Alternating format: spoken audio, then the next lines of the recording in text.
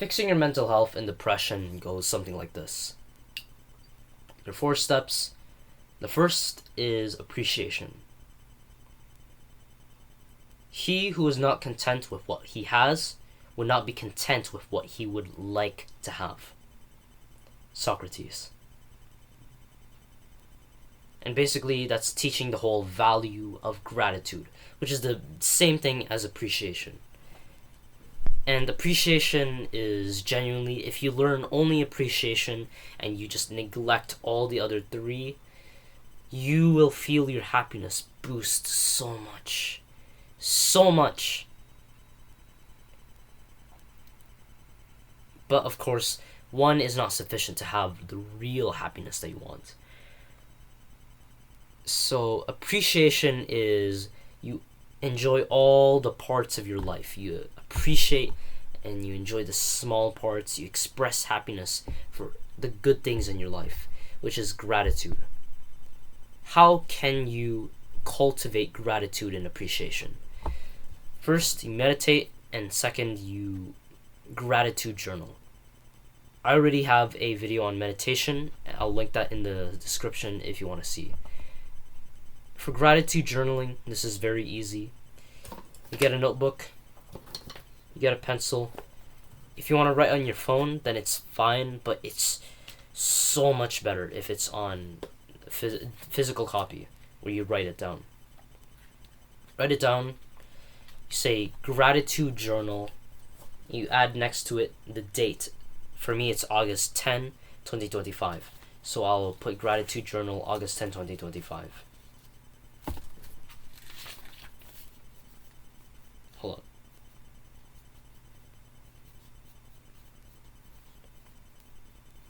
Look. See that? GJ is short for gratitude journal. And you could say, I'm grateful for the sunlight.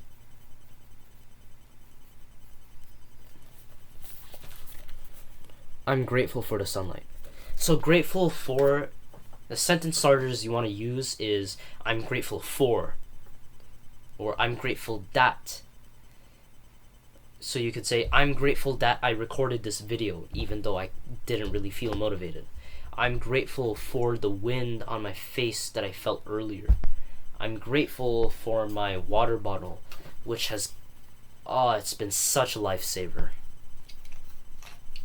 And yeah, do that every single morning as soon as you wake up, and I guarantee depression will probably be gone. And if you pair that up with meditation and all the other 3 things that we'll talk about, you're set. The second thing for improving your mental health is to live like a caveman and to restore your natural health. This is pretty easy. If you imagine a jacked person who has like big muscle, and he goes outside every single day, he gets sunlight on his face, versus the fat gamer who's just there with his the headphone, and then he has the mic he speaks through. Yeah, he's behind him. He's behind. Go. Yeah.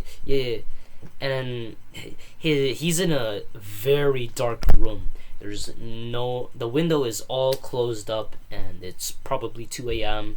and the whole room is illuminated with his bright computer screen, and his eyes are just red from staring at this computer screen for so long. He just feels so sluggish and fatigued.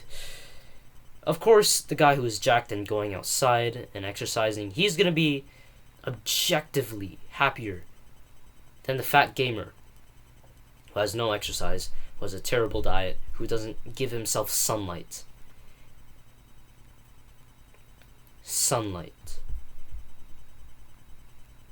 So obviously, animals that are in a cage are less happy than animals that are just free in the wild, because they're more aligned to what animals evolved to grow up in. And imagine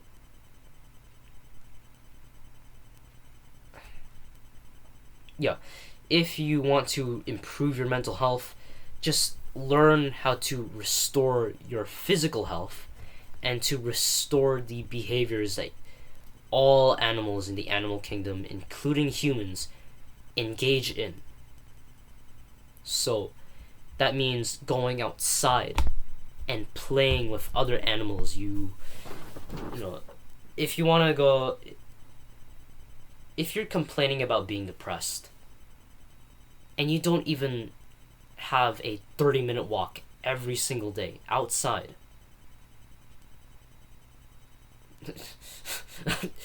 of course you're depressed. What? Oh, I tried everything to cure my depression except exercising, meditation, cold showers. The four things that I'd say that have the most bang for your buck when it comes to increasing happiness, that actually restores your physical health, is exercise, cold showers. So instead of putting the handle to red bar, put it all the way to the blue bar. And fasting. So 12 to 6 every single day, 12 p.m., 6 p.m. I eat within those times, and then outside those times I'm not allowed to eat. So if it's 8 o'clock, can't eat. And that means I have 18 hours of fasting of not eating. And then I also have sunlight. So that means going outside, which you can pair with exercise. And then also there's carnivore, which also goes with fasting. But yeah, these things really restore your health and also restore your happiness. The third thing is masculinity. Masculinity and having masculine energy is... What masculinity just means is you are very goal obsessed. You are so obsessed with achieving a certain outcome and making progress towards that outcome. So for example, an example of a masculine man is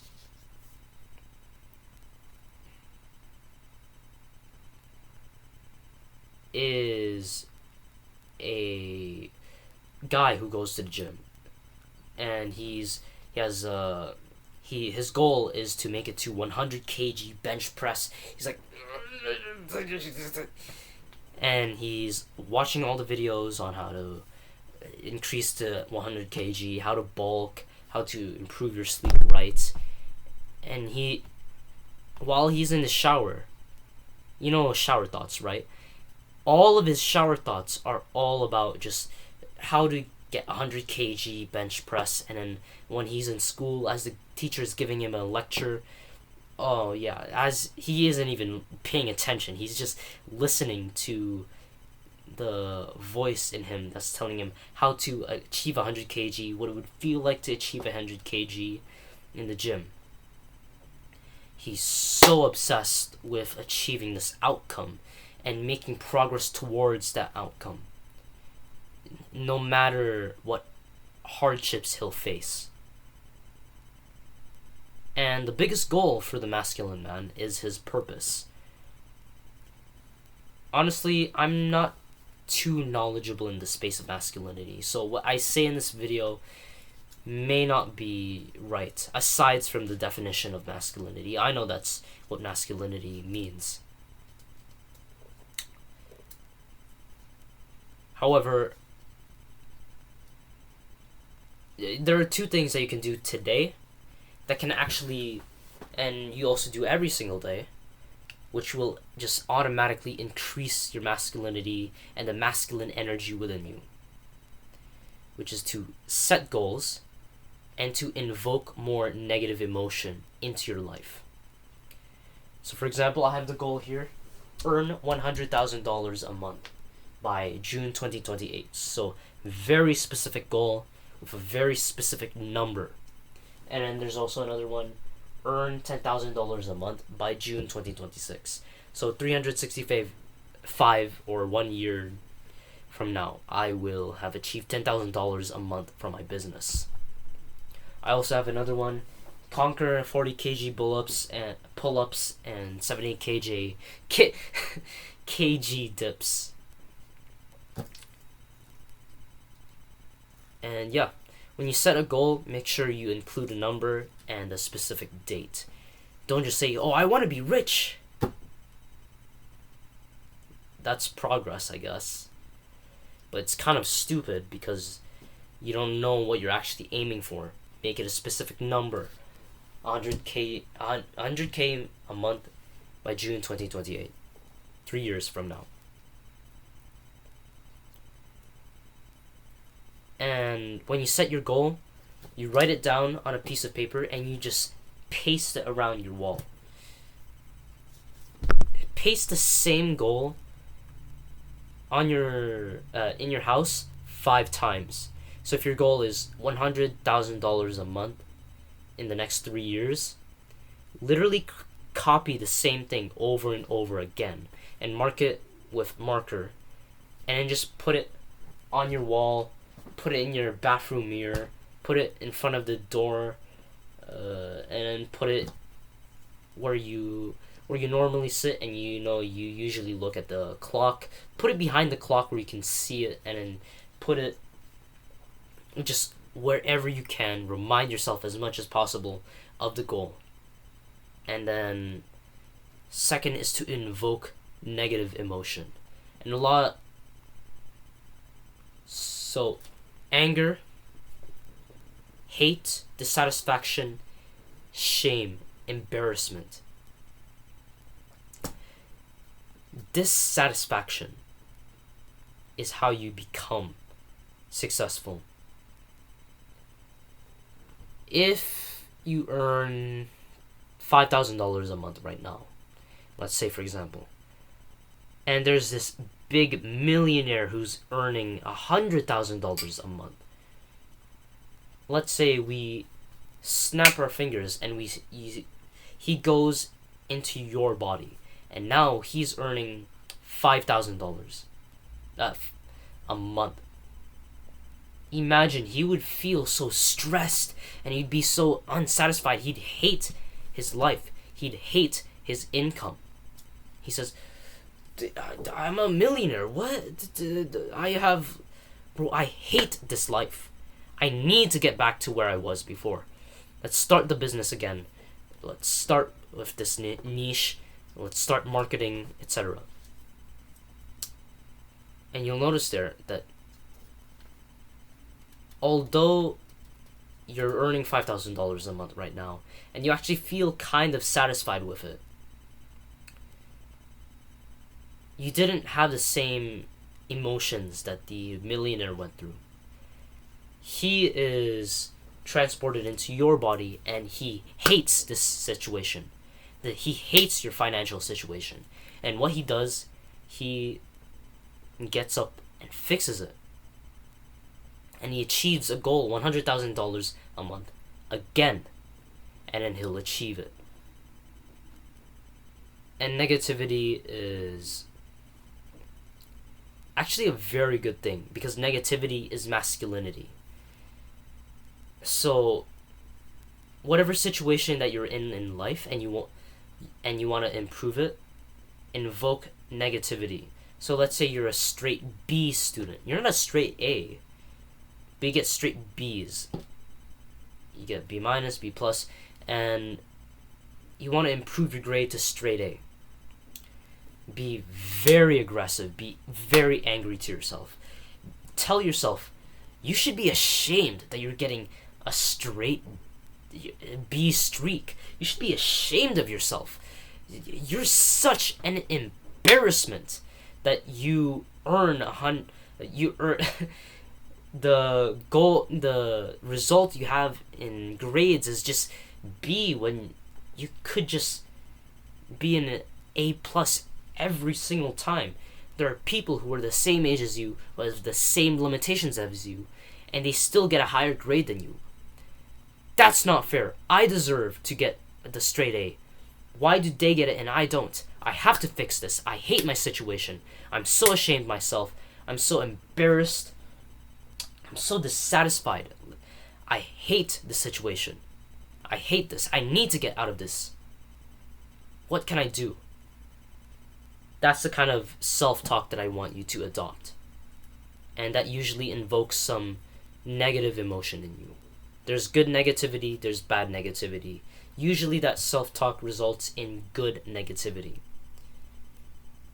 Negative emotion is good. The fourth one is religion. This one you don't really have to include because there's lots of happy people who don't really have a God that they trust in.